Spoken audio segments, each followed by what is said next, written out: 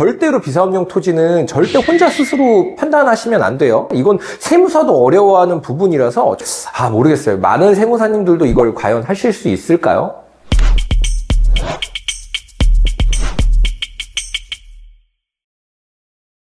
안녕하세요. 절세 탕탕탕! 절세 사냥꾼 텍스헌터 김도현 세무사입니다. 주택에는 많은 특례들이 있죠. 그리고 중과세도 있습니다. 1세대 1주택 비과세 특례라는 게 있고요. 그리고 다주택자 중과세율이라는 게 있죠. 1세대 1주택 특례라고 하는 것은요, 한 세대에 1주택자가 있는 경우에 보유기간이나 거주기간을 만족을 하게 되면 이제 세금을 면제해주겠다라는 그런 내용이고, 다주택자 중과세율 같은 경우에는 조정대상 지역에 2주택자 혹은 3주택자 이상이 될 경우에는 세율의 중과를 시켜준다라는 내용입니다. 주택에 대해서는 다들 너무 잘 알고 계시죠? 그런데요, 토지를 양도하게 될 경우에는 이런 쟁점들이 존재할까요? 물론 주택만큼은 아니지만 한 가지 존재하는 게 있습니다. 바로 사업용 토지인지 아니면 비사업용 토지인지에 대한 쟁점입니다. 그렇다면 사업용 토지와 비사업용 토지의 차이가 뭔 줄 아시나요? 네, 맞습니다. 바로 10%의 세율 차이라는 점입니다. 근데 이게 주택에 비해서는 너무 적은 거 아니야? 라고 생각하실 수도 있는데, 토지 가격 자체가 워낙 또 크다 보니까 이 10%의 차이가 최소 수천만 원에서 정말 많게는 수억 원의 세금이 차이가 날 수도 있습니다. 그래서 이 두 개를 판단을 잘해야 되는데요. 우리가 토지의 종류는 상당히 많죠. 임야도 있고요, 농지도 있고요, 나대지 이런 것들이 있는데, 우리가 이제 등기부 등본을 떼보면 이런 것들이 다 나오긴 합니다. 그런데 등기부 등본만을 가지고 혹은 토지대장 이런 것만 가지고 얘네들의 토지가 비사업용인지 사업용인지 판단하는 것은 그건 아무도 못합니다. 그래서 해당 토지가 사업용인지 비사업용인지는 세법적으로 판단을 잘해야 되는데요. 오늘 제가 준비한 내용은요, 어떤 상속 농지가 과연 사업용이고 또한 비사업용으로 판단이 되는지에 대해서 설명을 드리고자 합니다. 그러니까요, 구독과 좋아요, 알람 설정까지 꼭 부탁드릴게요. 우리가 사업용 토지인지 판단을 하기 위해서는요, 기간 기준도 있고요, 그 다음에 면적 기준도 있고요, 그 다음에 사용 기준이 있습니다.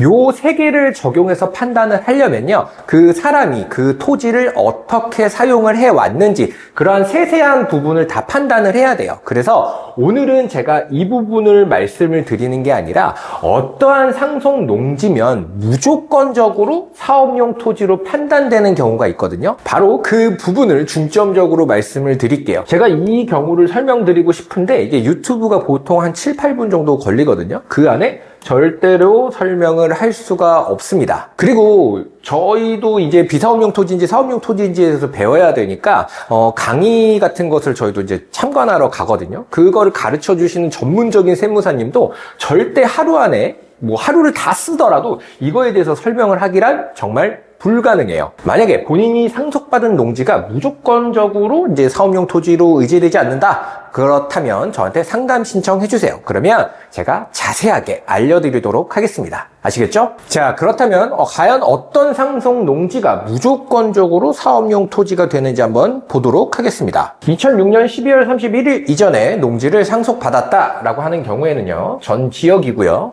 그 다음에 2009년 12월 31일까지 양도를 해야만 사업용 토지로 봅니다. 그리고요, 만약에 이제 이 이후에 상속을 받았다라고 쳤을 때요, 그거는 좀 제한이 돼요. 시, 읍면 제외하고요, 이상의 도시지역, 그리고 녹지지역과 개발제한 구역은 제외한다. 그 내부에 있는 상속 농지는요, 상속 개시일로부터 5년 이내에 양도를 해야만 사업용 토지로 보는 거예요.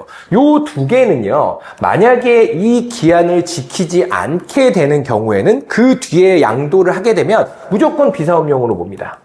그러니까요, 만약에 이 이후에 상속을 받은, 얘는 이제 거의 끝났을 테니까요, 만약에 이때 상속을 받았다, 그리고 내가 이 위치에 있다라고 하게 된 경우에는요, 반드시 상속 개시일로부터 5년 이내에 팔으셔야 됩니다. 그리고요, 내가 농지를 이 이후에 받았는데 거기에 대한 지역이 여기 이외의 지역이에요. 그런 경우에는 제한이 없습니다. 언제까지 양도를 해라 이렇게 제한이 나와 있는 건 없고요. 우리가 이제 양도를 하게 되잖아요. 그랬을 때 아까 제가 사업용 토지를 판단하는 기준에서 기간 기준이라는 게 있었습니다. 그 기간 기준이라고 하는 건요, 사업용 토지를 어느 정도 기간에, 만약 상속 개시로부터 우리가 이제 양도일까지 기간이 있을 거잖아요. 그때까지 중에서 어느 정도까지는 우리가 사업용으로 써야 이제 사업용 토지로 보는 그런 기준인데요. 이 상속 농지 같은 경우에는요, 만약에 3년 이후에 팔게 되잖아요. 3년 이후에 팔게 되면은 이 3년이라고 하는 시간이 우리가 사업용으로 보는 이 기간 기준으로 봐줍니다. 이게 무슨 말이냐면요, 만약 위에 것도 6년에 팔았다고 가정을 해보고요. 이 밑에 것도 6년이라고 가정을 해볼게요. 위에 거는요, 상속개시일로부터 5년 이후에 팔았기 때문에 얘는 무조건 비사업용입니다. 그런데 얘 같은 경우에는요, 6년 중에, 상속개시일로부터 6년 중에 3년인, 즉 50%의 기간은 사업용으로 봐줄게. 그래서 사업용으로 판단하는데 플러스를 시켜줄게. 이런 내용입니다. 이해되셨나요? 이제 6년 중에 이제 3년이 남잖아요.